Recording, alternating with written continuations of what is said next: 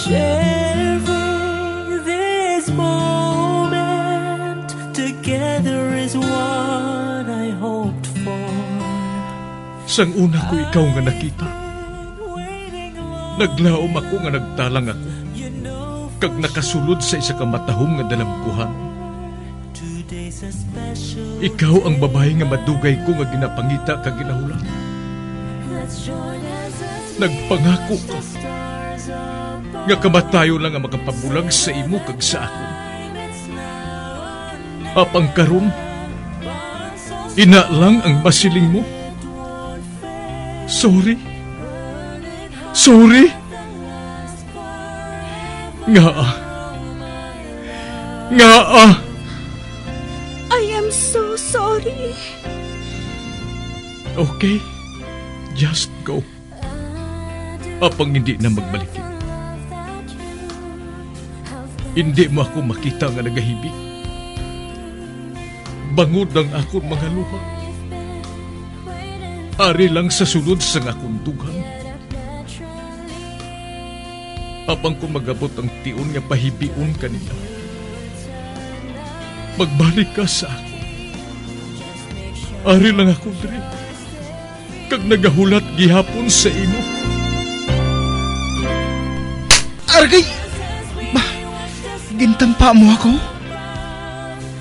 Akig ka kay ginalukan ko ikaw? Torpe.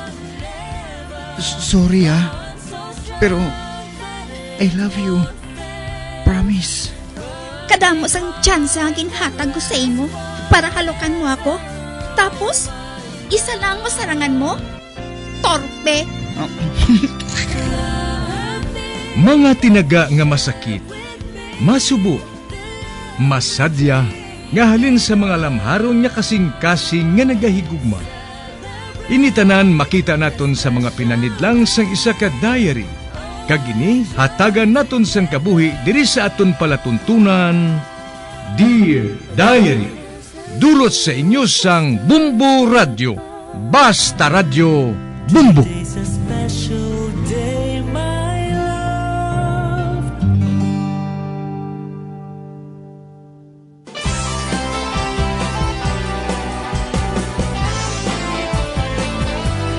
Kagkaron sa kasugpon sang sulat nga ginpadala sa aton diri sa palatuntunan, Dear Diary.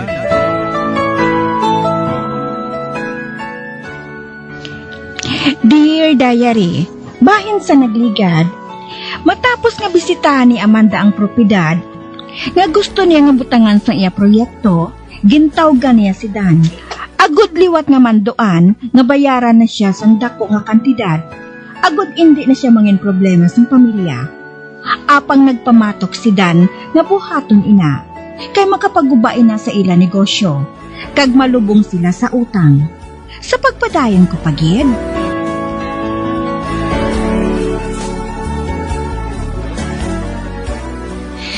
Sino ka magsiling sa mga tao kung ano ang kinahanglan kag hindi kinahanglan? Hindi ako makasaw sina ang istorya. Sa ano ka makasiling kung anong hindi ko kinahanglan? Kag saan mo kinahanglan? Kung amo, okay na ini? Ang mga dalan kag mga pamalay sa talon, madula na. Ang duta nga hindi dapat pagtandugon para sa estado kag mga tao, wala na. Nagalaom ako sang sobra pa dira, Amanda. Basta matuman lang ang gusto ko. Wala ako sang labot kung anong matabo. Bye, Amanda. Bye.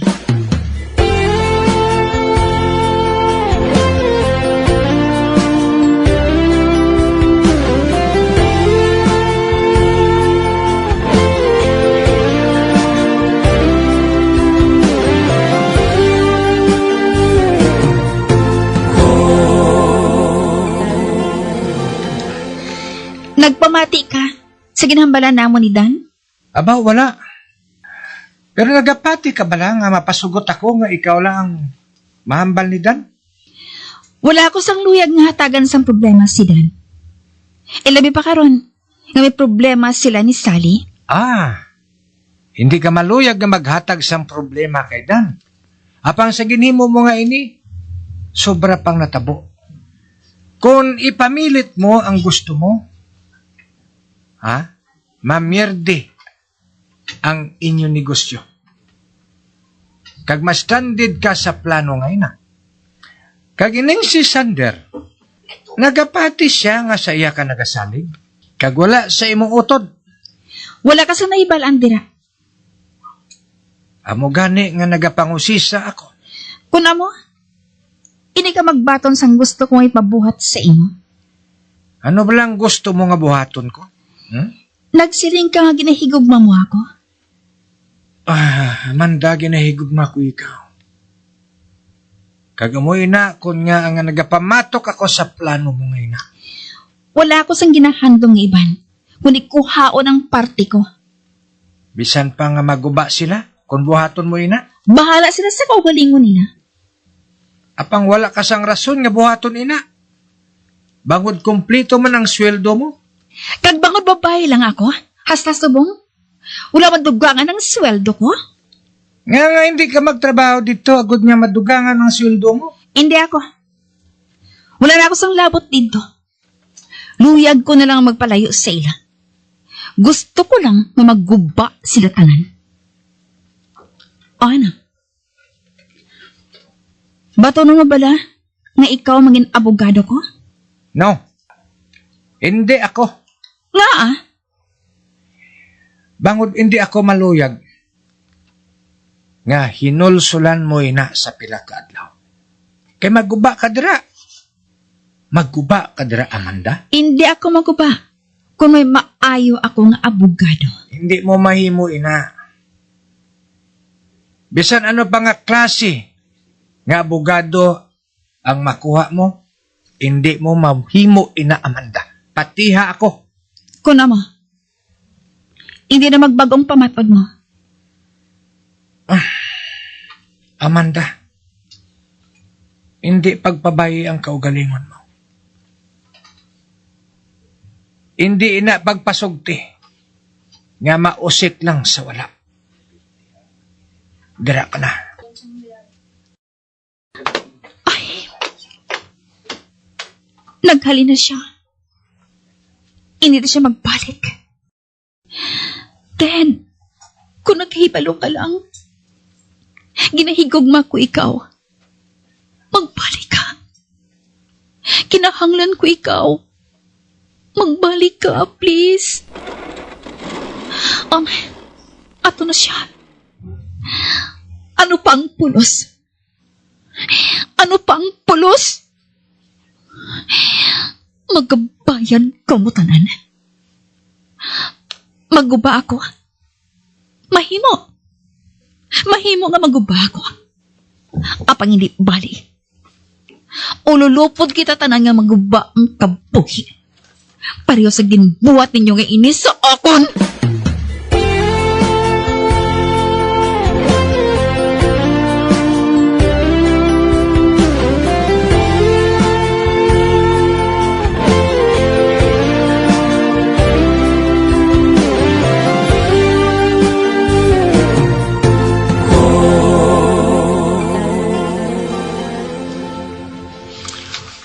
Ote, anong silis ang doktor?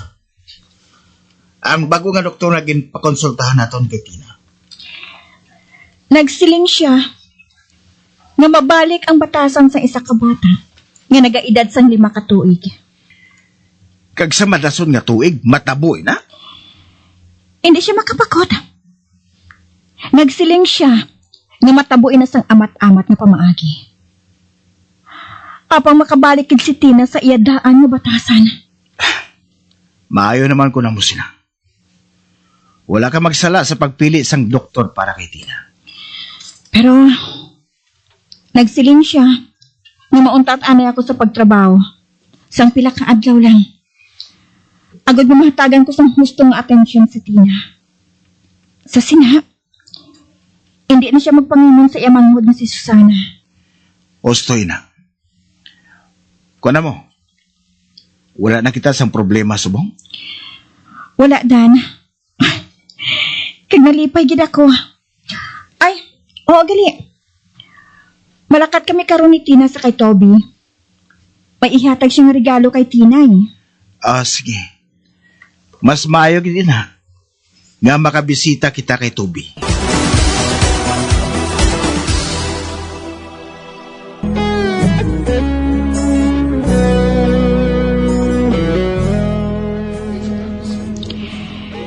Gintuman kong panugyan ni Dan nga islan ang doktor ni Tina para makakuha kami sang second opinion. Kagintuman ko man ang panugyan sang doktor nga mauntat ani ako sa pag-obra para mahatagan ko sang atensyon si Tina.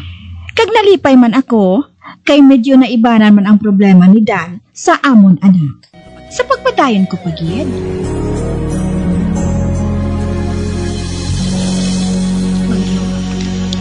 Amo ning regalo ko sa imo, Tina. Isa ka cute nga kabayo. Tanawa. Brown ang iya kolor, kag may samay nga puti. Tanawa. Hindi bala cute pareho sa imo? Anong masiling mo? Wow! Ako nang puni nga ina, Tito Toby. Kanami siya ba? Akon gid na? Naglaom ka guro nga nalipat ako nga tagan ka sang regalo, no? Ginpangita ko lang ang regalo nga maluyagan mo. May dala ako nga kalamay para sa imo. Amo ining ipakaon mo sa iya. Kag makaibalo na siya, nga imo na siya kabayo. Sige na, Tina, ha? Ipakita ko sa imo kung ano magpakaon sa iya sang kalamay. Ari ang kalamay. Butangan ko sang kalamay nga akong palad. Kag ipalapit ko siya baba. Pareho sinyo. Abi man ang kamot mo. Butangan taman sang kalamay ang palad mo. Kag ipalapit ang palad mo siya baba. Dali di. Amo sino. Ay! Basang baba niya, Dodi. Amo gid ng kabayo. Kagamuman ang dila niya. Ay! Kanami siya. Gusto niya nga magkaon sa akong palad. Tina? Ano sa imo kung mga bayo kita subong? Masakay kita sa imo puni. Kay manami isakyan ang kabayo. Ati sige. Oo. Gusto ko na. Luya ko nga magsakay sa kabayo. Sige. Madali lang ha. Kay kuhaon ko nga akong kabayo sa kwadra. Madali lang ha. Sige na, Tina. Magsakay ka na sa imo kabayo, ha? Buligan ko ikaw. Okay? Isa, duha. Nakasakay na ko sa kay puni ko. Gusto mo niya nga magsakay ako sa iya. Sige. Kay hulato naton si Tito mo, Toby, nga nagkuha man sa giya kabayo. Ara na si Toby, oh. Nagasakay siya sa iya kabayo. Wow! Katahom sa kabayo niya. Kagangayan si Toby sa kabayo niya nga ina. Tina? Ari na ako. Ano, ready ka na? Oo, Tito Toby. Wala to namon kamo diri sa bench. Sige. Malibot lang kami ni Tina kag magbalik. Tina? Dali na. Yeah. Ato na sila. Ay, gali. May nahambal pala sa imo si Uncle Silvio? Sugod sa tong birthday niya? Wala. Ginalikawan na mo ng bisan ano party dira. Pero kung mag-abot gid man ang adlaw ngina, mahuman ang tanan nga mga papeles. Kag kinahanglan na nga magperma kami. Amoy na nga naghambalanay kami. Kagabi mo, naadlok ako nga malain ang maabtan sila. Maperma kami o kung hindi, malain ang maabtan sila. Malain matuod ang matabo sa conflict nga inadan. Kung hindi ka mo magpirma, ara pa si Amanda nga matugas ang gamo. So di ka mo makuha sang kwarta. Agod nga mag-untat siya sa ginahimo niya nga ina. Nagapati ako nga may mapinsaran nga pagi si Uncle Silvio. Sa subong, wala pa kita sang problema kay Tina. Sang isugid ko kay Toby nga, Ginsugid mo kay Toby ang problema naton kay Tina? anay ka.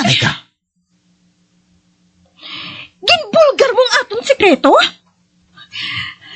Dan, nagpamatod kita nga hindi makagwa ang aton sekreto sa 4 ka pamusod sang aton balay. Hindi ako magkapati nga mabuhat mo, ina, Dan. Hindi na sikreto, ina. Tanan nga nagkakatabo sa aton pamilya. Nakahibalo na sila. Pamilya man o kung hindi ako maluyag nga hambalan ang nagakatabo sa aton anak. Nga kita lang dapat ang makahibalo. Dan, bisan kay Happy nga asawa ni Sander, wala ko kang sugiran parte sina. Abang si Toby, my God! Ginsugiran mo si Toby? Parte sa ginsugid sang una nga doktor nga ginpakonsultahan naton kay Tina? Wala ko siya ginsugiran parte sila. Apang anukit ko makahibalo siya. Hindi siya pareho sang iban. Nga ginasugid ang mga butang nga hindi dapat mahibaluan sang iban. Masubo siya. Masami siya nga nag-iisahanon. May problema siya. Siya dapat na ipatanaw sa psychiatrist. Oh, wala ko maguna-una. Nga mo gali silang pananaw mo kay Toby. Unfair, ina, Barbara. Masami siya nga nag-iisahanon. Bagod may problema siya. Kung mo sinak, dapat nato siya kapalayuan. Ang sapakon lang naton, amo ang mga tao nga maayo, kag malipayon permi. Gusto? Ay, Dan. Hindi mo inabuot ko si Limon. Nagkahibalo kasi na. Hindi lang ako maluyag nga hambalan nilang nagakatabo kay Tina. Wala siya sa nahibalan parte sa mga bata. Sa panulo ko, nakangop siya kung parte sa mga bata ang hambalan. Oh, ari na sila. Mga bayo, kamiliwan! Tina, husto na anay ina. Dali ha. Kay dawaton ko ikaw panaog sa kabayo mo. Kari ka. O Tiano, nalipay ka bala? Kay may bago ka na nga pony, Tina? Oo, Daddy. Kaginataga namon siya sa ngalan ni Uncle Toby. Kay balo ka mo kung sino siya? Wala pa. Sugiri kami. Pakta ninyo Princess? Brownie? Whitey? Speedy? Sala tanan. Susana. Ano? Ngalan inasang manghod mo ha. Dapat hindi mo pag-ihatag sa kabayo. Ay, anak, hindi pwede ang duha ka Susana. Wala sa nakahibalo kung sino nga Susana ang imo ginatumod. Isa lang ang Susana. Kayang isa ka Susana, ibalik ninyo sa ospital. Tina, husto na ina, ha? Hindi nato pagdalon si Susana sa kundiin.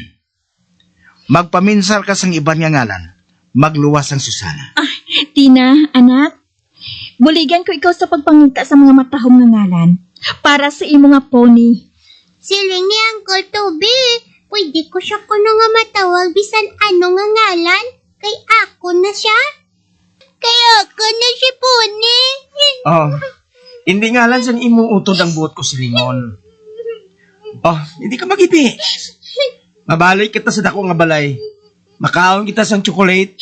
Kag madamo nga marshmallow.